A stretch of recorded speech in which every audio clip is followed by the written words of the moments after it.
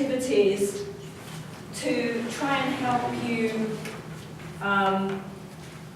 just get a feel for the ideas that we were talking about in chapter 3, all right? So just some little activities to help you come to thinking about motion and forces and the action of gravity on the body.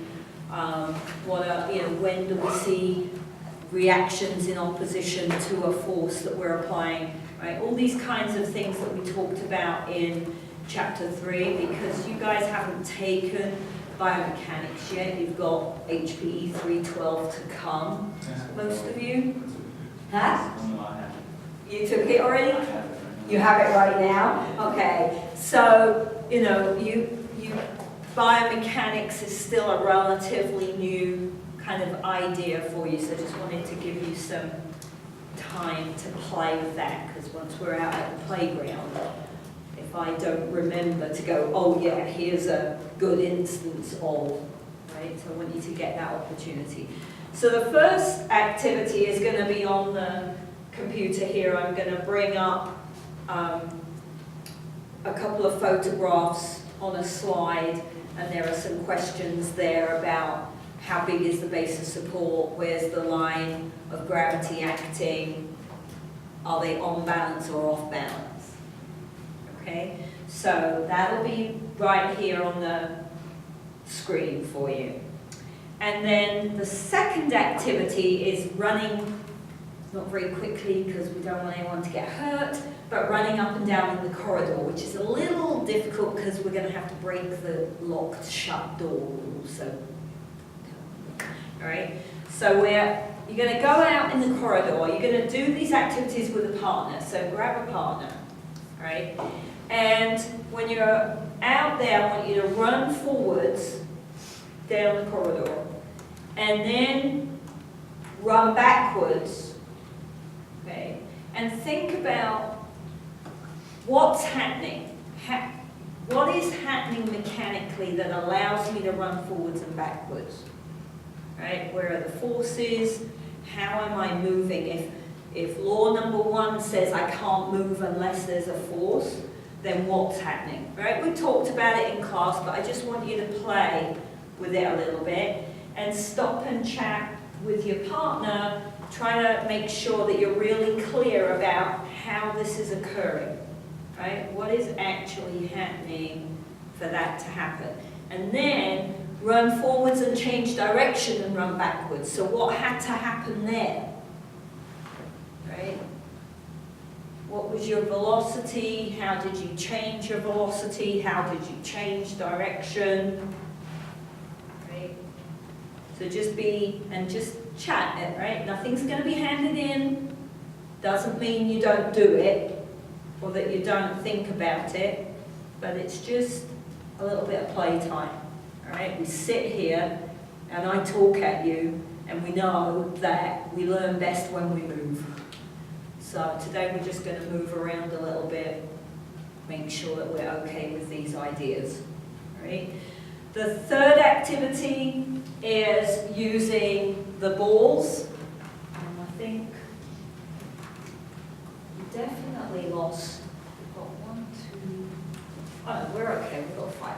So can I balance on the ball? So when I'm looking at principles of balance, right? Can I balance on the ball? What does it take for me to balance on the ball, right?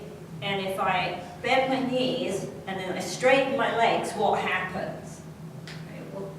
What do I expect to see? Is it easier to balance with your legs bent? Is it easier to balance with your legs straight? Right? What do we have to do in order to maintain balance here? All right, so you can just play on the ball. And then the fourth activity, grab, in here we've got little balls. Fourth activity, you're going to put the ball on the floor and roll it. So Newton's law number 3 says that Great reaction is opposite equal reaction. Equal action. So, do I expect the ball? Plus number 1 says if I apply the force, there has to be what for it to stop? Force applied. Right? So what's happening when you roll the ball? I'm not in space, it didn't keep going. I didn't go the other direction. So what happened when you roll the ball? And then the last one is going to combine using your biomechanics and your MSU chart. So if you take throwing on your MSU chart, right, and you find the space where you can throw at the wall, right, and go through stages 1 to 5, okay? What makes stage 5 mechanically, what changes occur from stage 1 to stage 5 that makes stage 5 more efficient and more effective than stage 1? So what's happening on stage 1, what am I not doing on stage 1, which we know would be beneficial if I want to throw the ball a long way? Okay, so take a ball and then be thinking, right, when I get to stage 5, now what would I have to do to make that ball go really fast and really far? Right? All the things, all the principles, all the ideas that we talked about. I've got to lengthen the lever, I've got to apply force in a linear direction for as long as possible. What do I have to do to throw the ball as hard as possible? Okay? So just grab a partner. Come on. Gotta wake up first though, guys. Okay?